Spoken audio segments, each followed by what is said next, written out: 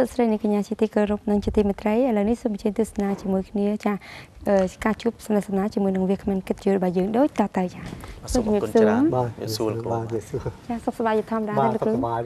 ចាជាបឋមនេះខ្ញុំសូមជម្រាបសួរចាលោកគ្រូនៅឈ្មោះនិងទីកន្លែងកំណើតក៏ដូចជាការងារបច្ចុប្បន្នចាសូមអញ្ជើញជម្រាបជូនខ្ញុំបាទឈ្មោះអិនស្ថានីស្រុកកំណើតនៅភូមិបឹងកេងកងសង្កាត់លេខ6ក្រុងភ្នំពេញហើយជាអនុប្រធានការិយាល័យសិល្បៈរាជធានីភ្នំពេញទទួលបន្ទុកផ្នែកប្រធានផ្នែកស្រាវជ្រាវភ្លេងខ្មែរបាទចាកណ្ណាអរគុណច្រើនហើយខ្ញុំបាទចង់ជម្រាបសួរលោកគ្រូកាលពីអតីតកាលបន្តិចដែលតកតងទៅនឹងការនៅពីកុមារភាពតើលោកគ្រូមានចំណង់ចំណូលចិត្តអ្វីជាងគេដែរបាទរហូតមកដល់ពេលនេះគឺនៅតែមានចិត្ត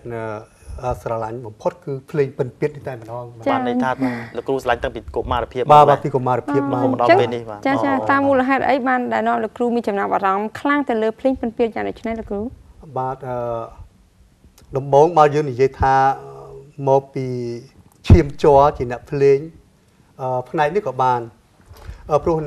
ជីដូនជីតាបង្កើតរបស់ខ្ញុំទាំងពីរនាក់គាត់ជាអ្នកតន្ត្រីករឪពុកម្ដាយរបស់ខ្ញុំក៏ជាអ្នកតន្ត្រីករដែរបាទឪពុកម្ដាយក៏ជាតន្ត្រីករទៀតបាទគាត់ជីតាខ្ញុំនឹងជីតាខាងឪពុកខ្ញុំជីតាខាងម្ដាយខ្ញុំជាអ្នកតន្ត្រីករនៅក្នុងបរិយាវាំងចាហើយគាត់កាន់ឧបករណ៍ពិនពាទ្យនេះហើយបានលោកគ្រូចូលចិត្តស្រឡាញ់បាទគាត់ជាអ្នកកាន់ឧបករណ៍ពិនពាទ្យនេះតែម្ដងអូចាហើយក្រៅពីឧបករណ៍ពិនពាទ្យហ្នឹងតើលោកឪពុកអ្នកម្ដាយរបស់លោកគ្រូហ្នឹងមានចេះកាន់អីផ្សេងទៀតទេគាត់មានចេះឧបករណ៍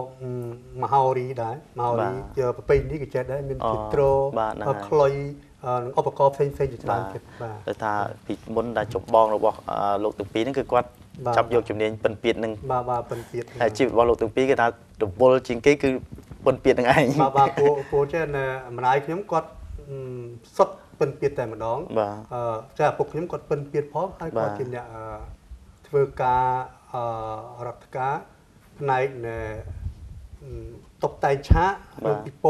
ណ៌នៅក្រសួងឃោសនាការពីដើមចាអរគុណចាហើយតើអាយុប្រហែលទៅលោកគ្រូអាចបំពេញចំណង់ចំណូលចិត្តពីខាងដើមនេះហើយតើលោកគ្រូ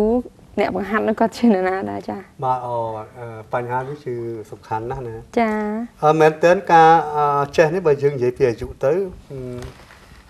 គឺចាប់ពីអាយុ11 12ឆ្នាំបាទជាមួយនឹងខ្ញុំហើយអ្នកដែលបង្រៀននេះខ្ញុំគ្មានអ្នកណាក្រៅពីលោកឪពុកអ្នកម្ដាយរបស់ខ្ញុំទេបាទព្រោះគាត់ជាអ្នកភ្លេងហើយខ្ញុំនៅទីនោះក៏ត្រូវតែចេះអុកខាត់ទៅចេះព្រោះគាត់ត្រូវបង្រៀនឲ្យចេះបាទចាបាទអរគុណក្នុងគណៈនេះដែរដើម្បីឆ្លើយតបទៅនឹងប្រធានបទតន្ត្រីករបុរាណដ៏ជំនាញបាទលោកគ្រូអិនសុថានីមានកិត្តិយសសូមប្រគល់ជូននៅបទតែម្នាក់ឯងដែលជាសាច់ភ្លេងសុទ្ធនោះក្រុមចំណងជើងថា